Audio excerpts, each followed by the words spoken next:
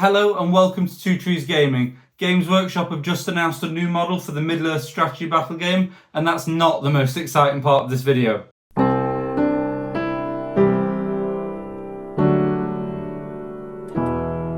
So the latest model announced for the Middle-earth strategy battle game is Lord Thorne of the Wold. Okay, so the first thing to note, as the Warhammer community article puts it, is he's an extravagant looking nobleman. I love the colour scheme, but the cloak is giving me big Doctor Strange vibes. I guess that's what extravagant means. As long as he matches the anime, I'll be very happy with him. And in terms of the colour scheme and the sculpt quality, he looks exceptional again. He's a Forge World miniature, we've come to expect that now, but I don't take it for granted. Well done, Games Workshop. He's described as being a trusted advisor to Helm Hammerhand, but his ambition could bring his loyalties into doubt. And spoiler alert for the film, in the Warhammer community article, about 2 lines later, they give the game away. They say his whole deal is betraying Rohan. So I think we know where this character's going to go. It's a little more than that though. It specifically says he's a Rohan hero of fortitude, and the only way a Usurpers of Edoras player can field traitor Rohan units. This confirms a couple of things. Firstly, yes, the army lists we build from are going to change, but the way we build our armies will probably be the same. If he's a hero of fortitude, they're probably going to be able to lead a set number of troops and only lead the army in the absence of a higher tier hero. We've also got confirmation of an army list, the Usurpers of Edoras.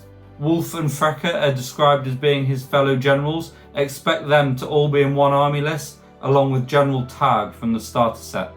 Lord Thorne is particularly interesting though. As I'd wishlisted for Frecker in our news video before, he can lead evil Rohan warriors. They're called Traitor Rohirrim.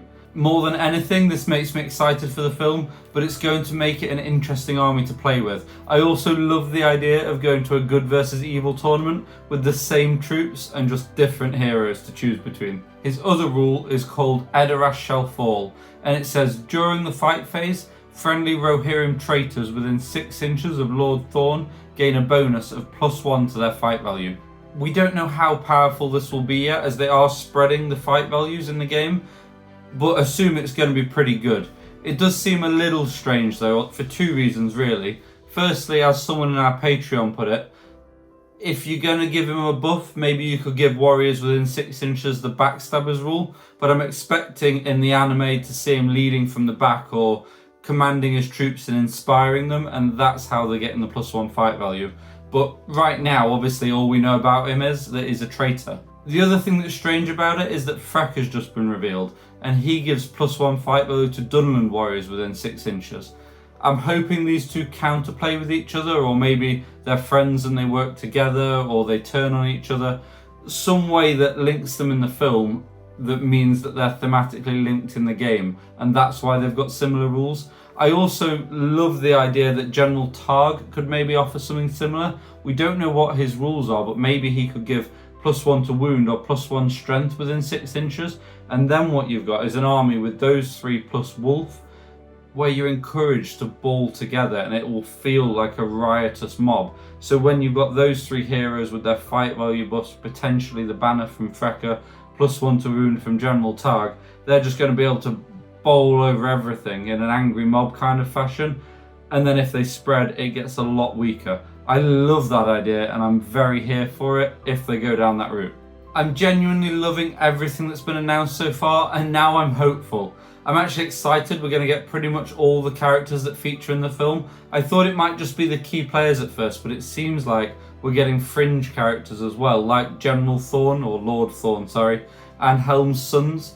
I've got everything crossed for a plastic header and a plastic Helm Hammerhand. Yes, the Forge World resin is glorious, but there's just a lot more accessibility to something like a plastic kit, and I'm assuming that's what they'll be.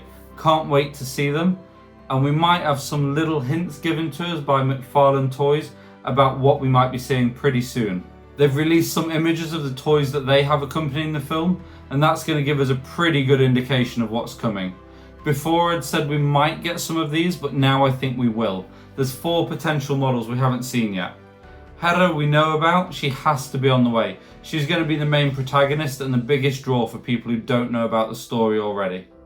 Then there's Helm Hammerhand in full armour. Even if this is Hedda's story, and this Helm is purely in a prologue of sorts, I'd still love the model. The current Forge World Helm is one of the best sculpts that ever made, but the film has to supersede anything that Games Workshop has made, just like when Radagast and Thranduil got replaced when the Hobbit film came out. It'll be sad to see it go, but I do think it would be the right choice. Shank the Orc is next. This makes me very happy.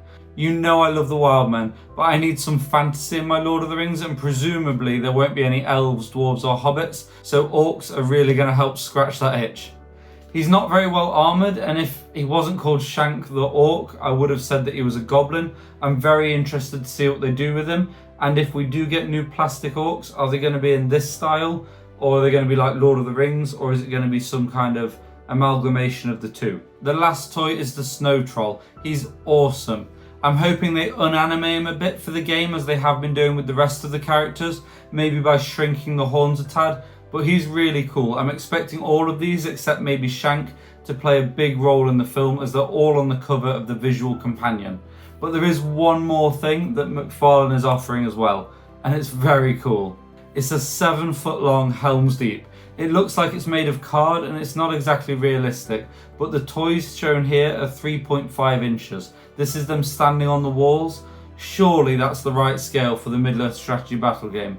Yes, it's not super realistic, but it doesn't have to be. You could have a game with that on your dining table and have a great time. I think that'd be a great purchase. I'm actually tempted. Okay, I've saved the best for last, because there could be 3 Lord of the Rings films in the works after War of the Rohirrim. Sir Ian McGandalf was quoted as saying that The Hunt for Gollum was going to be 2 films, to which every single fan said, I don't think that needs to be 2 films, but it's more Middle-earth, so hey. Well, in an interview with Empire magazine, Philippa Boyens, longtime Lord of the Rings collaborator, has said that it will in fact be 1 film, but another live-action film is in the works, and Sir Ian McKellen was contacted as they're playing around with a number of ideas, but most of those ideas do include Gandalf. She also said if the War of the Rohirrim proves to be a success this December, there could be more animated Middle-earth stories too.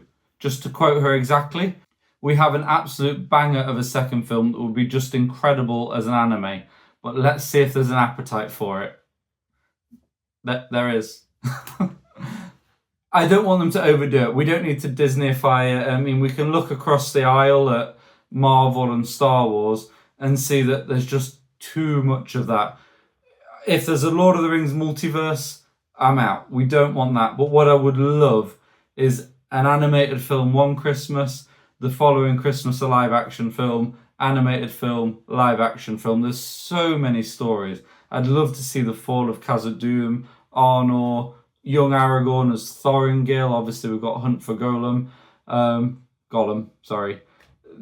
There's just so many stories. It's a great time to be a Lord of the Rings fan. I'm loving all the models that are being released, and crucially, these new films will be with Warner Brothers, which is what The Hobbit and The War of the Rohirrim are. Nothing to do with Rings of Power and the Amazon rights, so you could actually expect to get models with those games if The War of the Rohirrim sells well. So support The War of the Rohirrim, support the channel, subscribe. Thank you so much for watching, and we'll see you again soon. Stick with us here at Two Trees Gaming for everything War of the Rohirrim, everything Middle-earth strategy battle game, and please do consider joining the fine folks supporting the channel over on the Patreon. It goes a long, long way. We'll see you again soon.